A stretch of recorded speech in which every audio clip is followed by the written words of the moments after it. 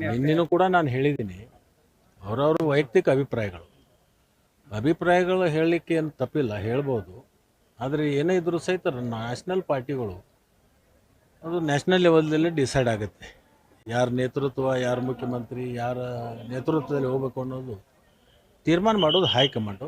High command ಏನು ಹೇಳುತ್ತೆ ಅದಕ್ಕೆ ನಾವೆಲ್ಲರೂ ಕೂಡ ತಲೆಬಾಗ್ತೀವಿ. ಅದು ಮುಂದುವರೆದು ಮುಖ್ಯಮಂತ್ರಿಗಳೇ ಹೇಳಿದಾರಲ್ಲ, ನಿನ್ನೆ ಬೆಳಗಾಂದಲ್ಲಿ ಹೇಳಿದ್ದಾರೆ, ಪುನರ್ರಚನೆ ಮಾಡ್ತೀನಿ ಅಂತ ಹೇಳಿದ್ದಾರೆ. ಅದು ಮೊದಲು ಗೊತ್ತಿದ್ದದ್ದು ವಿಷಯ, ಈಗ ಅವರು ಓಪನ್ ಆಗಿ ಹೇಳಿದ್ದಾರೆ. ಆ ಸಂದರ್ಭ ಬರಲಿ, ಅವಾಗ ಅದ್ರ ಬಗ್ಗೆ ಪ್ರತಿಕ್ರಿಯೆ. ನಾನು ಡಿಸೆಂಬರ್ ಕಳೆದ ಮೇಲೆ ಜನವರಿಯಲ್ಲಿ ಶುಕ್ರದೇಶ ಬರ್ತದೆ ಅಂತ ಹೇಳಿದ್ದು ನಿಜ, ಅದು ಬರುತ್ತೆ. ಅದರಲ್ಲಿ ಯಾವುದು ಕೂಡ ಆತಂಕ ಬೇಡ.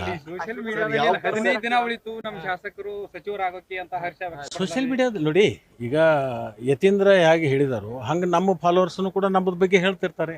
ಅವ್ರ ಭಾವನೆ, ಅವರವರ ಭಾವಕ್ಕೆ ಅವರವರ ಭಕ್ತಿ. ಸರ್, ಕ್ಯಾಬಿನೆಟ್ ಆಶೆ ಪಡ್ತಿದ್ದಾರೆ ಅಥವಾ ಬೇರೆ ಯಾವ್ದಾದ್ರು? ಯಾವುದು ಸಚಿವ ಸ್ಥಾನ ನಾನು ಯಾವಾಗಲೂ ಯಾವುದು ಕೇಳಿ ಪಡ್ಕೊಂಡಿರ್ತಕ್ಕಂಥದ್ದಲ್ಲ. ತಾನೇ ಬರುತ್ತೆ, ಅದು ಭಗವಂತನ ದಯಾ, ಅದು ಹೈಕಮಾಂಡದ ಇಚ್ಛೆ. ಅದರಿಂದ ಅವ್ರು ಏನು ಜವಾಬ್ದಾರಿ ಕೊಡ್ತಾರೆ ಅದನ್ನು ನಿರ್ವಹಿಸ್ತಕ್ಕಂಥ ಕೆಲಸನ ನಾವು ಮಾಡ್ತೀವಿ. ಡಿಸೆಂಬರ್ ಲಕ್ಕಿ ಇದೆ. ಎಷ್ಟು ಸಲ ಹೇಳ್ಬೇಕು ನಿಮಗೆ? ಎಷ್ಟು ಸಲ ಹೇಳ್ಬೇಕು? ನಮಗೂ ಆಸೆ ಇದೆ. Thank you. ನನ್ನ ಬಗ್ಗೆ ಅಭಿಮಾನ ಇಟ್ಕೊಂಡಿದ್ದಕ್ಕೆ ನಿಮ್ಮೆಲ್ಲರಿಗೂ ಕೂಡ ತುಂಬ ಹೃದಯದ ಧನ್ಯವಾದಗಳು.